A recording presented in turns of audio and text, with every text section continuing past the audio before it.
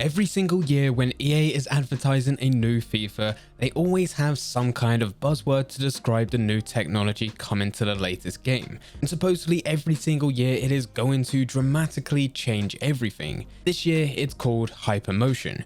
Hypermotion has been plastered over everything FIFA 22 so far. So in today's video we're going to break it down, highlight the positives, highlight the negatives, and I'll be giving my opinion on whether this is just a buzzword or if this could be something good. Before I do get into the video, if you enjoy the content here and want to see a bit more from me, then make sure you hit that subscribe button and that notification bell. We are uploading FIFA videos 3 times per week, so if you want to get the latest tips on FIFA 21 or the latest news on FIFA 22, then make sure you are following the channel. Getting back into the video. Hypermotion is the latest technology powering FIFA 22, but unfortunately it's not going to be powering every single platform. The next gen consoles being Xbox Series X and S, PlayStation 5 and Stadia will all be able to use Hypermotion, but the likes of Xbox One, PlayStation 4 and PC, they will not be able to. Later on in the video I will explain why this is, but for now I did just want to get this out the way because it is a big deal. There is no point listening to the whole of this video getting excited for Hypermotion, but unfortunately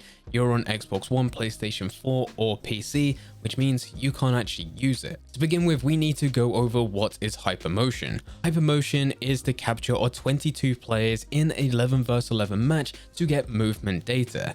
On the FIFA 22 site it says, Xsens suits enable motion capture from 22 professional footballers playing at high intensity for the first time. The resulting unprecedented volume of high quality real human movement data powers how both individuals and teams move across FIFA 22. Now some people believe that this was already happening, and for those that knew this wasn't happening, they did believe that this should have been in all of the previous FIFAs, but it can never have been done. Originally, when it came to motion capture for any type of animation in any of the previous FIFAs, it would only be a few players, and the devs would actually tell them to perform certain activities which you would see in a real life football match, but it was only done in a small environment. That activity would be recorded from the players and then they'll move on to other types of different activities. Eventually at the end, the devs would have hundreds of different types of animations, and they'll blend these animations together when it actually comes to pushing them to the game. Over the years they have been reusing certain animations, but they've also been adding to them. So as time goes on, they slowly start to add more and more animations to this, making it slightly more smoother every single year. There's even been certain players that's had their own animations. The likes of Ronaldo and Messi have had specific times where they've been able to go through motion capture, and they record certain characteristics as they're playing football, which is then implemented into the game. But now with Hypermotion, this is the first time where they've been able to do 11 vs 11. So the data they've collected from this match, they've got the exact location of where certain players and certain positions will be. They've recorded the intensity of the match, which is then transferred over to the FIFA matches that you'll be playing. And there's a lot of stuff happening in here where they were never able to record it or simulate it when it was just a couple players and a couple devs in a studio. All of this gives a full team authentic motion, which is what EA have said. Motion capture records every single touch, every tackle, every sprint and every duel from all 22 players at a high intensity for the first time ever. This one match has now equal to over 4,000 new animations, which will be coming to FIFA 22. To add to all of this, there's also been a machine learning algorithm which learns from over 8.7 million frames of advanced match capture.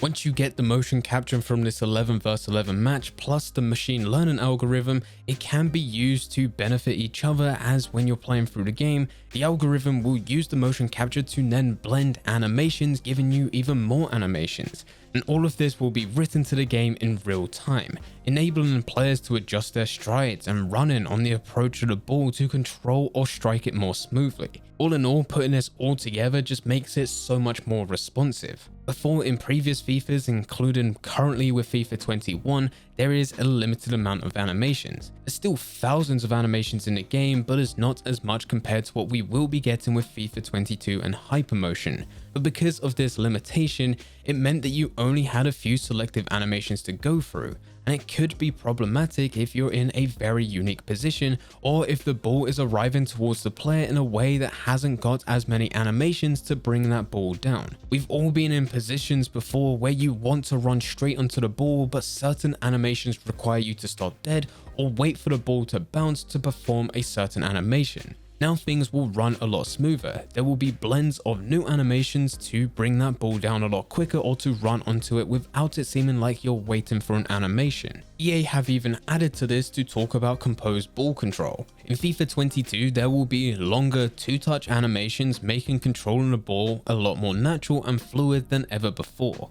There's only been a limited amount of gameplay that's been shown so far, as we are still very early on, even though FIFA 22 is only 2 months away, but we have seen a few different animations where there's a takedown from aerial balls, and it comes down from more technique. It's not even a case of you just taking a touch and bringing it down, it could be multiple touches. It all depends on the bounce of the ball and the animations that are in place. There's more technique in this type of skill, you get more agility when trapping ground balls, and you have more strength in shielding situations to give you new ways to drive forward. With everything that we've talked about so far with this Hypermotion, it's all been about the players that are actually on the ball. But it also benefits the players on and off the ball, as there will be player humanization. EA have also highlighted new off-ball player animations, and ambient behavior helps bring on-pitch characters to life. In previous FIFAs, we have had a few of these animations before. These are individual animations where players putting their hands up in set pieces, pointing forward as they make a forward run. But just like all the other animations that we talked about in this video where we look at previous FIFAs,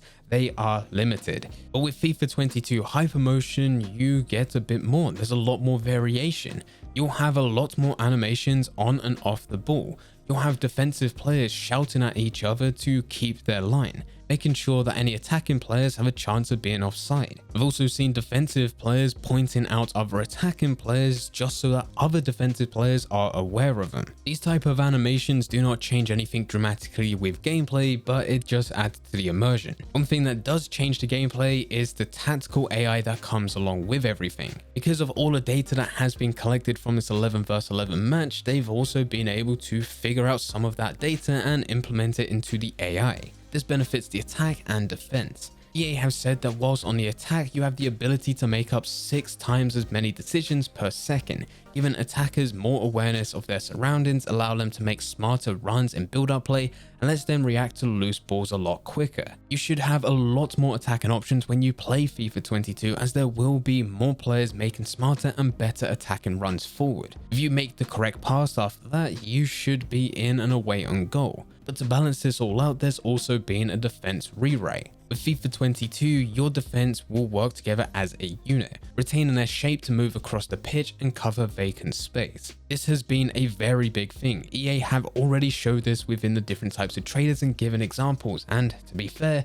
it does look very good. The amount of times that I've been playing through FIFA 21 and one of my defenders is way out of position, giving my opponent a much bigger advantage, because if they actually attack that space, there is literally nothing I can do. And it wasn't even a case of where I brought that player out of defense, it was just the defensive AI not working as a unit. And I know when saying this isn't just a me problem, this is everyone's issue. There's been so many times that this has happened to so many different players, and there's literally nothing you can do. But with FIFA 22, it does look like the defense is staying in position. They are there as a back 4, working together as a back 4, moving from one side to the pitch to the other depending where the ball is placed on the pitch. If you move a defensive player out of position and the ball gets switched to the other side, as soon as you deselect the player, they'll move back into position, and now you're controlling the new player. And all in all, everything that I've heard and read about Hypermotion, it does sound like it's actually a very good thing for FIFA 22, and it isn't just a case of it being a buzzword.